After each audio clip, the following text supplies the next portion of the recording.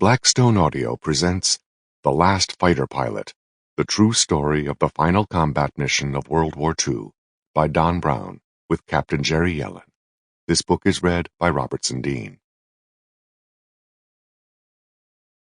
The highlight of my life was serving my country. Captain Jerry Yellin, U.S. Army Air Force, at the 70th anniversary reunion of the Battle of Iwo Jima, Bonin Islands, March 31st, 2015. Forward by Captain Jerry Yellin, United States Army Air Force.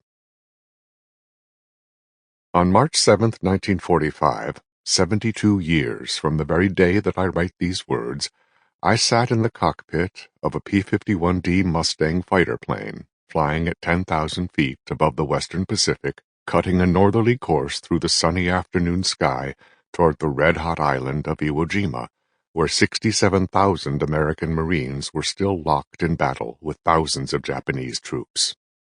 Just 3 weeks beyond my 21st birthday, I was in many ways still the Jewish kid who grew up in Jersey, just a few years removed from many fun-filled sandlot football and baseball games with my boyhood friends in my neighborhood.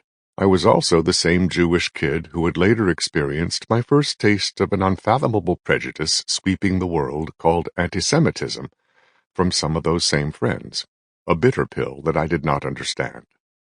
But that afternoon, over the sun-sparkled waters of the Pacific, my mind was focused only on one thing, my mission. I had not yet experienced the war, at least not in combat. But like so many young men of my generation, I wanted to get into the fight.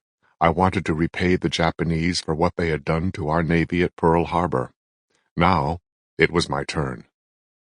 We were the men of the 78th Fighter Squadron of the 15th Fighter Group of the 7th Fighter Command of the U.S. Army Air Force. Our first assignment was to land on Iwo Jima, a pork-chop-shaped island of only 8 square miles, in the midst of flying bullets and exploding mortars. We would become the air vanguard that would execute the final phase of the war against Japan.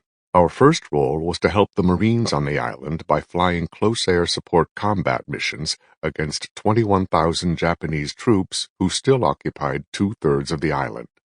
Those missions would occupy the first 30 days of our mission on Iwo Jima.